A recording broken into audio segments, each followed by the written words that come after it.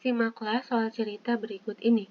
Pada tahun 2018, pertumbuhan ekonomi Indonesia tumbuh sebesar 5,17%. Angka ini melanjutkan tren perbaikan setelah mencapai titik terendah pada tahun 2015. Dalam 5 tahun terakhir, pada tahun 2015, pertumbuhan PDB atau Produk Domestik Bruto Indonesia anjlok di bawah 5%, tepatnya 4,88%. Pada tahun 2016, kondisi perekonomian berbalik arah dan pertumbuhan PDB perlahan membaik. Per akhir tahun 2018, PDB Indonesia sebesar 14,837,4 triliun. Adapun PDB per kapita adalah 56 juta. Pertumbuhan ekonomi yang secara tahunan cukup baik ditopang oleh pertumbuhan konsumsi dan investasi yang lumayan baik. Konsumsi dan investasi juga menjadi penggerak ekonomi tahun ini. Berdasarkan data BPS yang dirilis pada hari Rabu, tanggal 6 bulan 2 2019, konsumsi rumah tangga pada Januari sampai Desember tumbuh sebesar 5,05% dan sumbangannya terhadap pertumbuhan ekonomi 2,74%. Sementara itu, investasi yang tumbuh 6,67% menyumbang 2,17% terhadap pertumbuhan PDB 2018. Sementara itu, IHSG atau Indeks Harga Saham Gabungan ditutup menguat 1,025% menjadi 6,547,877. Adapun nilai tukar rupiah berdasarkan JISDOR atau Jakarta Interbank Spot Dolaran sebesar 13,947 rupiah, melanjutkan penguatan sejak awal Februari. Kendati dinilai cukup positif, pertumbuhan ekonomi Indonesia masih terpusat di Jawa dan Sumatera. Kontribusi Sumatera dan Jawa terhadap PDB 2018 masing-masing 58,48% dan 21,58%.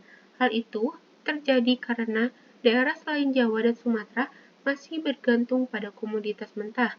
Akibatnya, pertumbuhan PDB di daerah yang bergantung pada komoditas mentah melambat.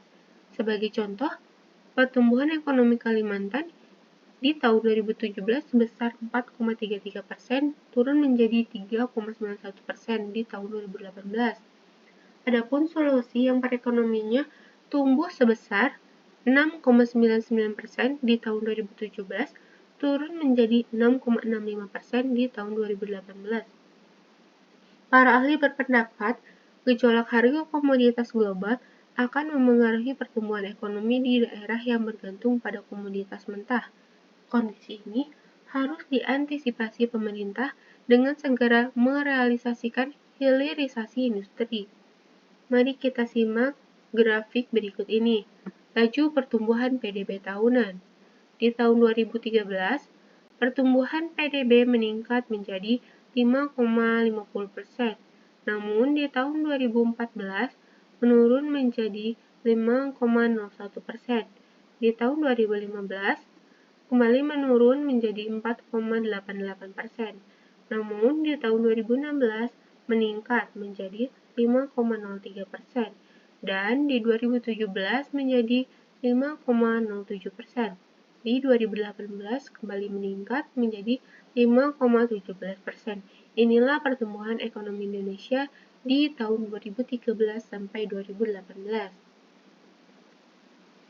Perhatikan isi teks tersebut. Pernyataan berikut ini yang merupakan ringkasan yang paling tepat adalah A. Perekonomian Indonesia tahun 2018 bertumbuh dengan baik, namun Indonesia juga menghadapi tantangan pertumbuhan ekonomi global yang tidak bisa dihadapi sendiri. B.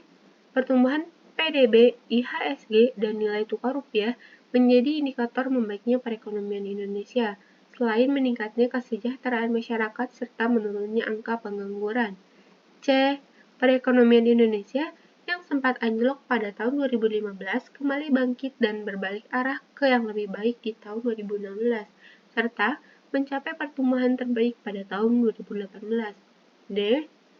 Kontribusi Jawa dan Sumatera terhadap pertumbuhan PDB cukup besar, yakni 5,48 dan 21,58%, sementara pertumbuhan daerah lain melambat karena masih berkutat pada komoditas mentah.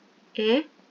Pertumbuhan perekonomian Indonesia di tahun 2018 menunjukkan tren membaik karena ditopang pertumbuhan konsumsi dan investasi. Namun, kendati dinilai positif, pertumbuhan ekonomi Indonesia tidak merata karena masih terpusat di Jawa dan Sumatera. Jawabannya adalah E. Ringkasan atau bentuk singkat teks yang paling tepat atas isi teks tersebut adalah pertumbuhan perekonomian Indonesia tahun 2018 menunjukkan tren membaik karena ditopang pertumbuhan konsumsi dan investasi.